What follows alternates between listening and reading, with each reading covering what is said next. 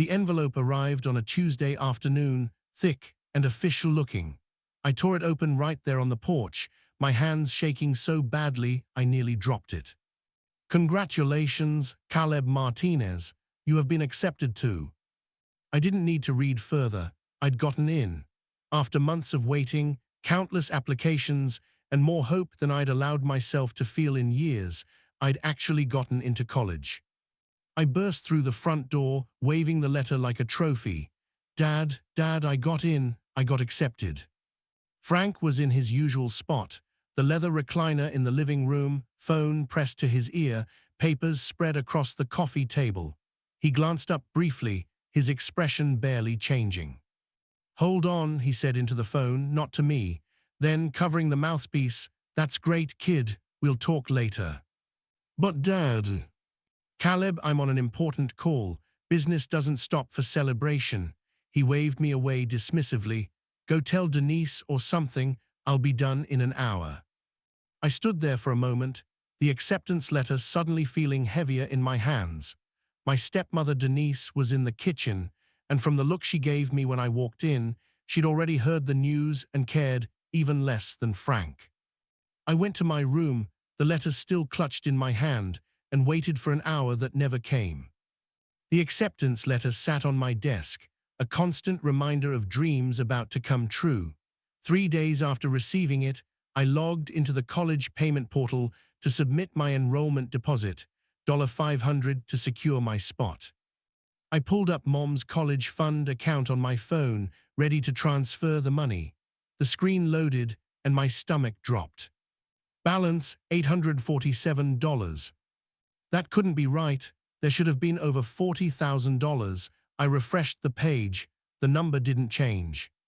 My hands shook as I scrolled through the transaction history, withdrawal after withdrawal, stretching back 6 months. 5,000 here, 7,000 there, each one authorized by Frank Martinez. The secondary account holder Mom had added years ago when they were still happy, when she still trusted him. The most recent withdrawal was from last week, $3,000 gone. I called the bank immediately. "This is Caleb Martinez. I need to know about the withdrawals on account ending in 4472. Those were authorized by Frank Martinez, the co-owner. Is there a problem?" "He never asked me. That money was for college." "I'm sorry, but as a legal account holder, he had full access. There's nothing fraudulent here." I hung up, my college future disappearing with every stolen dollar Frank had taken. I found Frank in his office, spreadsheets open on his computer. "We need to talk about Mom's college fund." His jaw tightened, but he didn't look surprised. He'd been expecting this conversation. Dinner that night was tense. Denise had made pot roast, but nobody was eating. I sat across from Frank, the printed bank statements between us like evidence at a trial. "You took $40,000 from my college fund." "I borrowed it." Frank didn't even look up from cutting his meat. "For an investment. It'll pay off soon, and you'll get it all back with interest." "That money was from Mom. She saved for years." "Your mother's dead, Caleb. That money was just sitting there doing nothing. I put it to work. It was supposed to pay for college. I got accepted, Dad. I start in 3 months. How am I supposed to afford tuition now?" He finally looked at me, his eyes cold. "Figure it out. Take loans like everyone else. You want to be a college man? Then act like one. Handle your own finances. You stole from me. I provided for you for 18 years. His voice was rising now, the whiskey on his breath becoming more apparent. "Fed you, clothed you, kept a roof over your head. You think that was free? Consider this repayment." "That's not how this works." "You know what, you're right." He stood up, throwing his napkin on the table. "You're 18 now. You think you're grown enough to question me? Then you're grown enough to move out, get your own place, be independent like you're always claiming you want to be." Denise watched silently, a small smile on her lips. "Are you serious?" "Dead serious. You've got until tomorrow to pack your things and get out." I packed that night while Frank drank in the living room. Every few minutes, his voice would drift up the stairs, mocking and cruel. Taking your time up there. Real world doesn't wait for you to get comfortable. Hope you saved some of that college money. Oh wait, that's right, already spent. His laughter echoed through the house. Denise appeared in my doorway once, arms crossed. You brought this on yourself. Frank gave you everything, and you couldn't even show gratitude. I didn't respond. There was nothing to say to someone who'd watched my father steal from his dead wife's son and sided with the thief. I packed what fit in my car, clothes, some books, my laptop, a framed photo of Mom. Everything else I left behind. Material things didn't matter anymore. I just needed to survive. At midnight, I carried the last bag downstairs. Frank was passed out in his recliner, an empty bottle beside him. I stood there for a moment, looking at the man who was supposed to protect me, wondering when he'd become someone I didn't recognize. I left the house keys on the kitchen counter and walked out into the October night. The door clicked shut behind me with a finality that felt like a grave closing. I slept in my car that first night, parked behind a 24-hour diner, and told myself this was temporary, just until I figured things out. It wasn't temporary, it became my life. 3 weeks passed. I'd applied for every job I could find: dishwasher, stock clerk, gas station attendant, anything that would hire someone with a high school diploma and no experience. The diner where I parked hired me as a busboy, working splits for minimum wage. My car became my home. I showered at the gym using a membership I couldn't really afford. I ate employee meals at the diner and whatever I could afford from the dollar store. My college acceptance letter sat in my glove box, untouched, a reminder of a future that was slipping further away every day. Pride kept me from calling anyone for help. What would I say? That my father had stolen my college fund and kicked me out, that I was living in my car at 18, it felt like admitting defeat. I started selling things: my Xbox, my bike, some collectibles I'd kept since childhood. Each sale hurt, but survival hurt more. One night, temperatures dropped below freezing.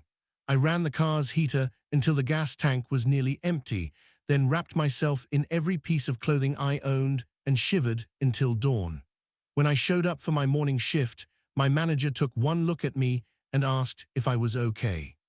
Fine, I lied, just tired. But I wasn't fine, I was barely surviving. And winter was just beginning. The flu hit me in early December. I'd been feeling run down for days, but I couldn't afford to miss work. Then one morning, I woke up in my car and couldn't move. My head pounded, my body ached, and I was burning up with fever. I called in sick to the diner, my first missed shift in 6 weeks. Then I just lay there in the back seat, drifting in and out of consciousness, too weak to even drive to a clinic. That's how Nate found me. He was a line cook at the diner, a few years older than me, who'd noticed I was always the first to arrive and last to leave. He'd come looking when I didn't show up. Jesus, Caleb, you're burning up. He helped me into his car. You've been living here this whole time. I tried to protest, to say I was fine, but he wasn't listening. He drove me to his apartment, a tiny one-bedroom above a convenience store, and installed me on his couch. Stay here until you're better, he said, bringing me water and cold medicine. And before you argue, I'm not asking. You'll literally die out there in this weather. I stayed for 3 weeks. Nate never asked for rent, never made me feel like a burden. He just helped, the way people were supposed to help each other. When I finally recovered, I tried to thank him. I'll pay you back somehow. Just pay it forward someday, he said. That's all I ask. In January, Nate connected me with his friend who ran a construction company. He needs laborers. It's hard work, but it pays better than the diner. I showed up at the job site at 6 a.m. on a Monday, my hands already cold, knowing nothing about construction except what I'd seen on TV. The foreman, Joel, looked at my skinny frame and shook his head. You ever done manual labor, kid? I'm a fast learner. He assigned me to the cleanup crew, hauling debris, moving materials, whatever the real workers needed. It was brutal. My muscles screamed, my hands blistered, my back felt like it might break. But I didn't complain. I couldn't afford to lose this job. After 2 weeks, Joel noticed me watching the carpenters frame a wall. You interested in that? Yeah, it looks precise, like there's a right way to do it. He handed me a hammer. Show me how you drive this nail. I did awkwardly at first, then with more confidence. Joel nodded. You've got a feel for it, natural rhythm. I'll teach you basics, but you gotta practice on your own time. I practiced every night in Nate's apartment, driving nails into scrap would Joel let me take home. Within a month, I was framing alongside the experienced guys. Within 3, I was faster than some of them. Construction became more than a job. It became a craft, something I was actually good at. The rumors started reaching me through cousins I barely talked to. Someone would call, asking if I was doing okay after running off, their tone suggesting they thought I'd abandoned Frank rather than been thrown out. Your dad said you couldn't handle responsibility, my aunt told me during one awkward call, that you wanted to party instead of working. He seems really hurt by how you left. That's not what happened. Frank's your father, Caleb. Why would he lie? I tried to explain the stolen money, the demands that I leave, but she cut me off.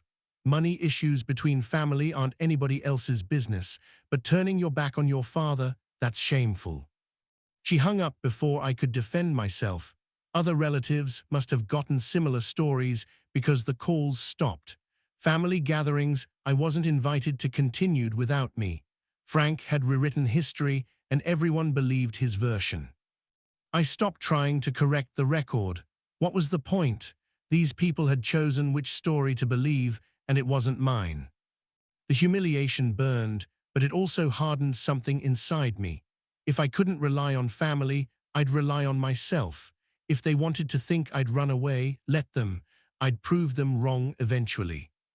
But first, I had to survive. By spring, I'd saved enough to rent a room in a shared house. It wasn't much, basically a closet with a mattress, but it was mine and it had a lock on the door. The construction company valued my work enough to give me regular hours and a small raise. I was still barely scraping by, but I wasn't sleeping in my car anymore. One evening, a neighbor asked if I could fix a wobbly table. I'll pay you $20. I did it in an hour, reinforcing the joints and sanding down the uneven legs. She was so pleased, she recommended me to her friend, who needed a bookshelf repaired. Word spread quietly through my neighborhood. People with broken furniture, wobbly chairs, damaged cabinets, they started calling me. The work paid cash and I was good at it, really good. I discovered I loved the problem-solving aspect, figuring out why something was broken and how to fix it. Each repair taught me something new about woodworking, about craftsmanship, about taking something damaged and making it whole again. Maybe I was trying to fix myself through fixing furniture. Maybe I was just desperate for money. Either way, I'd found something that felt like purpose. I started sketching designs in a notebook, ideas for custom pieces, improvements on standard furniture, concepts I wanted to try someday when I had the resources. Someday felt impossibly far away, but I kept sketching anyway.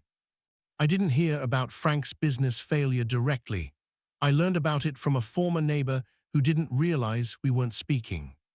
Sorry about your dad's bar closing, that must be tough.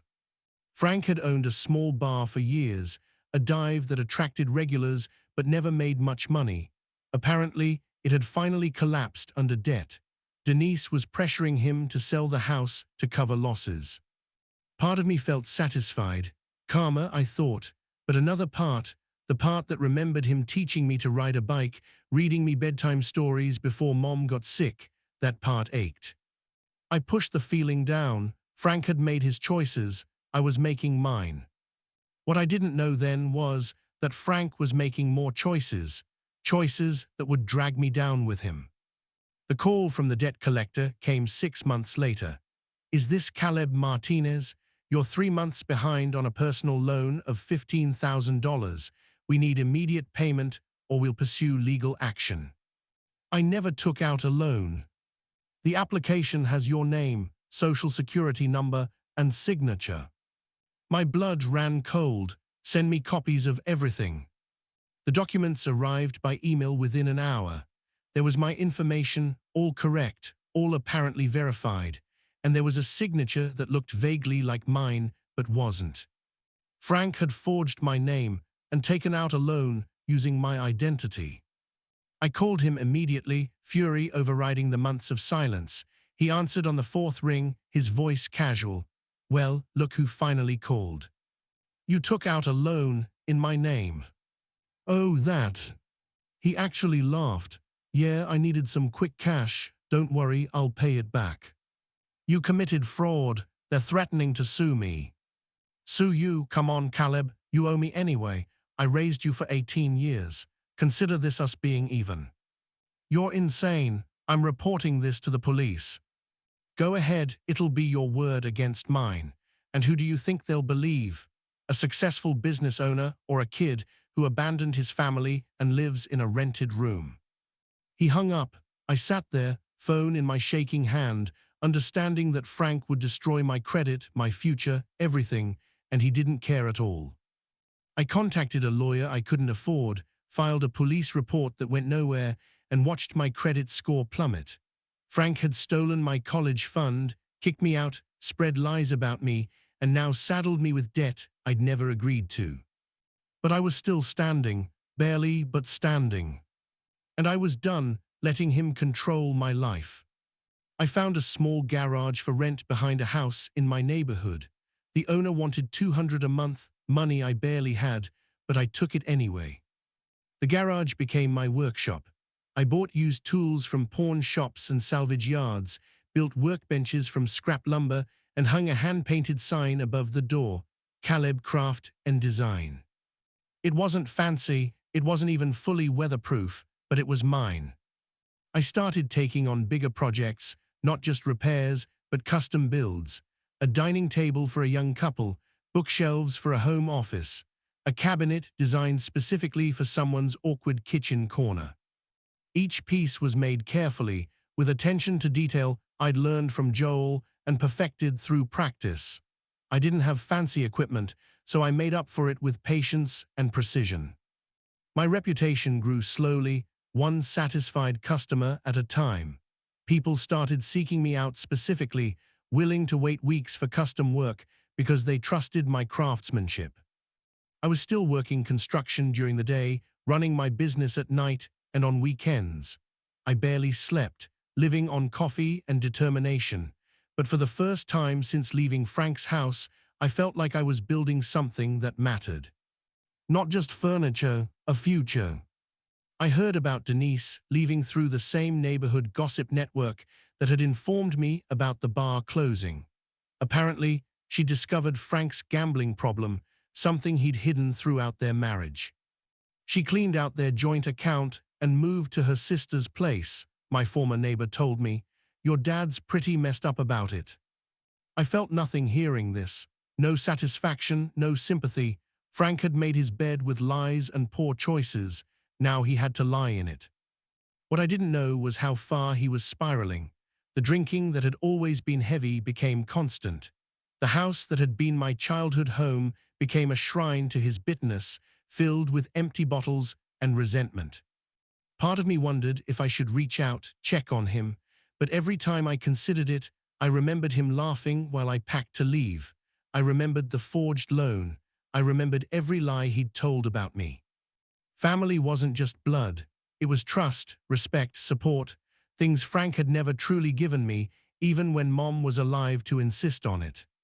So I focused on my work, my slowly growing business, and let Frank face his consequences alone.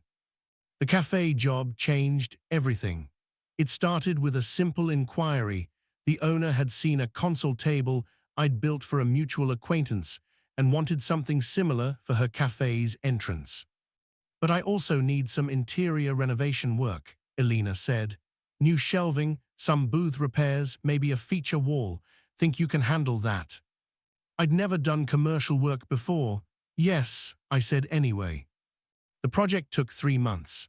I worked nights and weekends, transforming Elena's dated cafe into something warm and inviting. Custom shelves displayed local art. Repaired booths got new life with careful restoration. The feature wall, made from reclaimed wood in a chevron pattern, became a popular photo backdrop. When I finished, Elena was thrilled. More importantly, her customers noticed. They asked who'd done the work. They took photos. They told their friends. My phone started ringing with new inquiries. Other businesses wanting similar transformations. Homeowners who'd seen the cafe and wanted custom pieces for their houses. For the first time, I had to turn down work because I was fully booked. For the first time, I could afford to quit construction and focus on Caleb craft and design full-time. I was 21 years old, 3 years after being kicked out, and I was finally building the life Frank said I'd never have. Frank reappeared on a Tuesday afternoon. I was in my workshop, sanding a tabletop, when I heard a familiar voice. "Knocked, but you didn't hear me. Place looks good, son." I turned around slowly. Frank stood in the doorway, looking older than I remembered. Thinner, grayer, with the redness in his face that came from constant drinking, but he was smiling, arms open like we were old friends. "What do you want?" "Can't a father visit his son? I heard you've been doing well, building furniture, running a business. I'm proud of you, Caleb. You've got that entrepreneurial spirit." I didn't respond, just waited for the real reason he'd come. "Look, I know we had our differences, but family's family, right? I was thinking, I've got this rental property that needs work, total renovation. I could hire you, pay you properly. It'd be good for both of us." "Why would you hire me?" "Because you're talented, and because I want to make things right between us. This could be a new start." Everything in me screamed that this was a trap, but a small, stupid part of me, the part that still remembered having a father, wanted to believe him. "I'll think about it," I said. "Great, I'll send you the details." He clapped me on the shoulder like old times. "It's going to be good working together, son, you'll see."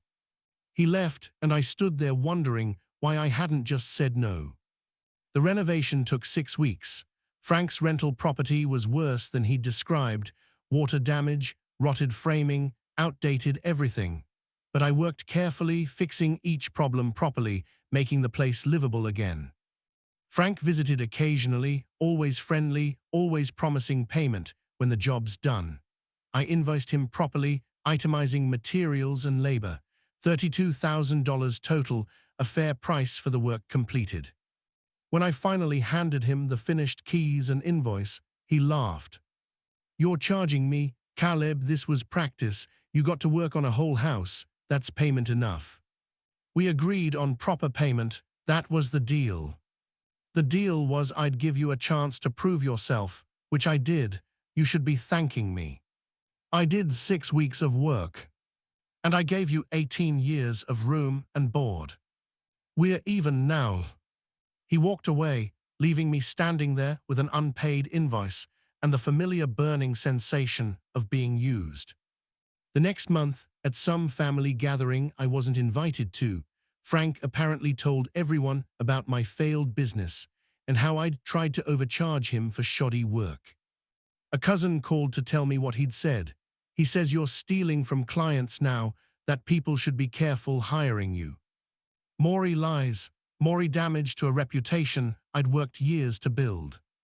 My truck broke down 2 weeks later, transmission failure that would cost $3,000 to fix. Without the payment from Frank, I didn't have it. I had to cancel 2 major jobs, losing deposits and damaging relationships with new clients. Frank's rumors spread through the community. Some people stopped calling. Others asked uncomfortable questions about my business practices. I spiraled into debt paying for the truck repair, taking out a credit card I couldn't afford, working desperately to rebuild trust with the clients I had left. At my lowest point, I sat in my workshop surrounded by half-finished projects and wondered if Frank had finally won. If maybe I should just give up, leave town, start over somewhere he couldn't reach me. Then Nate showed up, just like he had years ago when I was sick. "Heard you're having a rough time. I know someone who might help. Her name's Clara. She's an investor who needs a reliable contractor." "Why would she hire me?" after everything Frank's saying. Because I'll vouch for you, and because she's smart enough to see through gossip. He handed me a business card. Call her, what do you have to lose? He was right, I had nothing left to lose. Clara was in her 50s, direct and no nonsense. She owned several rental properties and was tired of contractors who cut corners or overcharged. Nate says you're honest and do quality work. I need both of those things. I am, but you should know, my father's been spreading rumors about me.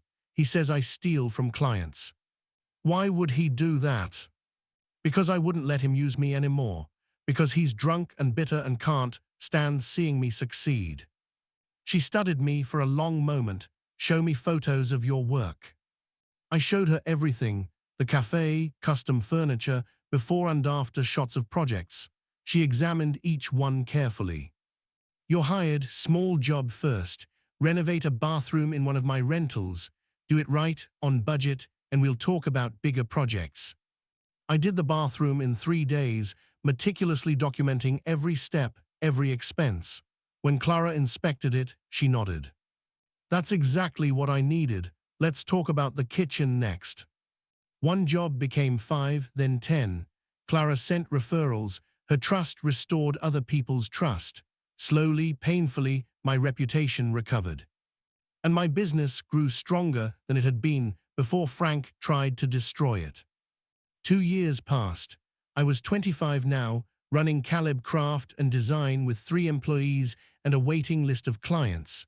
We'd moved from my garage to an actual workshop space with proper equipment. The work was diverse: renovations, custom furniture, historic restoration projects. Each job taught me something new, pushed my skills further. Clara became both a mentor and friend. She taught me about business, proper contracts, financial planning, how to scale sustainably. You've got talent, Caleb, but talent without business sense fails. Learn both. I learned. I hired an accountant, got proper insurance, built systems that let the business run smoothly. What had started as survival became a genuine career. I bought my own truck, new, reliable, with the company name professionally painted on the side. I moved into a small house, nothing fancy, but mine.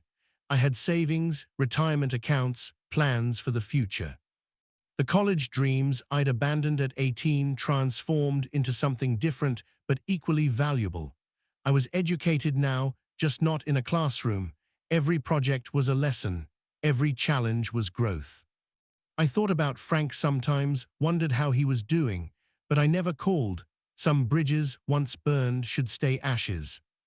By 28, my business managed several investment properties with Clara. We'd buy fixer-uppers, renovate them properly, then rent or sell them. The profit split was fair, and the work was steady. I had a small team of skilled workers, people I'd trained, who shared my standards. We were known for quality, reliability, and fair prices. The reputation Frank had tried to destroy was now stronger than he could have imagined.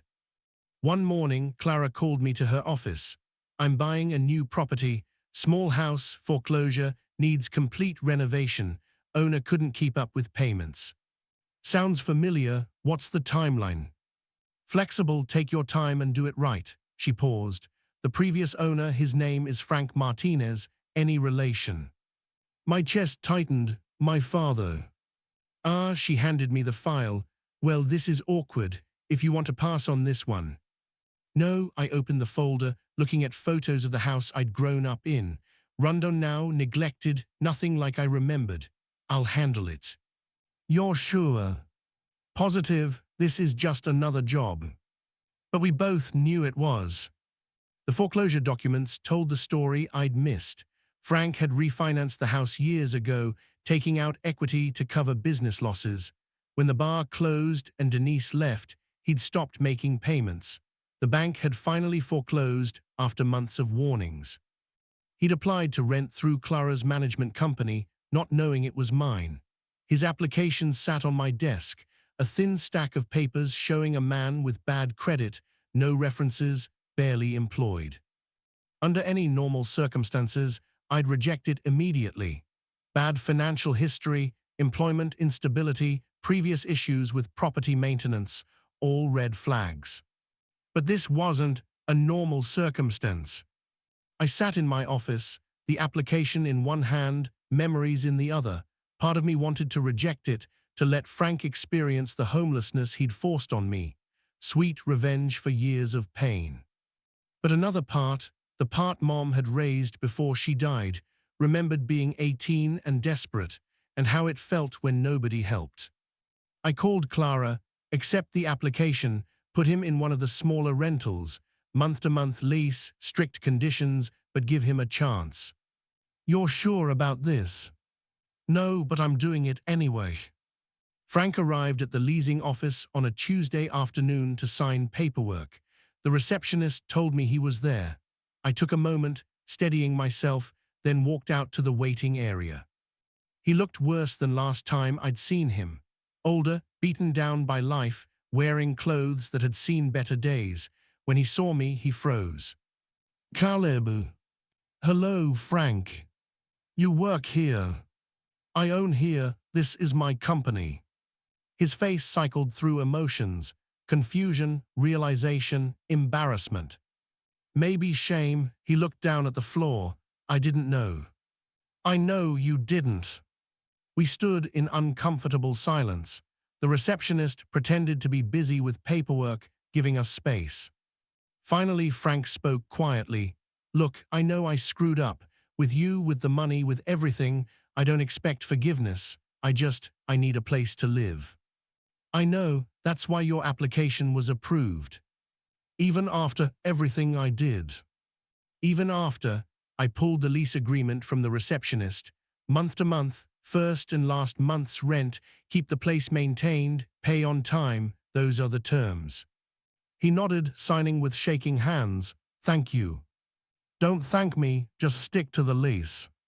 He tried to say something else, maybe another apology, maybe an excuse. I didn't want to hear either. I handed Frank the keys to his rental house, not the family home he'd lost, but a small 2-bedroom we'd renovated last year. Modest, clean, safe, more than he deserved, less than he'd once had. Guess I learned independence after all, I said quietly. He looked at me, really looked at me, maybe for the first time in years. You did. You built something I never could. I'm sorry, Caleb, for all of it. I was a terrible father. Yeah, you were. Can we, he hesitated, can we try again, start over? I thought about that, about forgiveness, about family, about whether some things could be repaired. I don't know, maybe someday, but not today. Fair enough, he pocketed the keys. If you ever want to talk, I'll listen this time, I promise. I didn't respond. Promises from Frank meant nothing, they never had. If he wanted to prove he'd changed, it would take years of consistent action, not words. I walked back to my truck, leaving him standing in the parking lot. I didn't feel triumphant. I didn't feel vindicated. I just felt tired. Revenge had never been the goal. Survival had been. Success had been. Building something meaningful from the ashes Frank had left me that had been the real victory. And I'd done it, not because of him, not in spite of him, just because I'd refused to give up. I drove to the cemetery that evening, something I did every few months. Mom's grave was in a quiet corner, shaded by an old oak tree. I brought fresh flowers and sat on the grass beside her headstone. Hey Mom, sorry it's been a while. I told her about everything, the business, Clara, the house Frank was now renting. I don't know if I did the right thing letting him stay, but I think you would have wanted me to. You always believed in second chances. The wind rustled through the oak leaves. No divine answer, just nature being nature. But somehow it felt like she was listening. I miss you. I miss having someone who believed in me without conditions. But I'm okay now, more than okay. I built something real, something that matters. I wish you could see it. I stayed until sunset, talking to the woman who'd loved me unconditionally, thanking her for the strength she'd given me even after she was gone. On the drive home, I passed the house I'd grown up in, now Frank's rental, managed by my company. Once, that house had represented everything I'd lost. Now it was just a property, a business asset, a reminder of how far I'd come. 6 months later, Frank was still paying rent on time and keeping the property maintained. We'd spoken a few times, awkward conversations about plumbing issues and lease renewals, nothing personal. But he was trying, in his limited way, to be a better tenant, if not a better father. I'd learned to separate the two. Frank the tenant I could handle professionally, Frank the father, that relationship might never be repaired, and I was okay with that.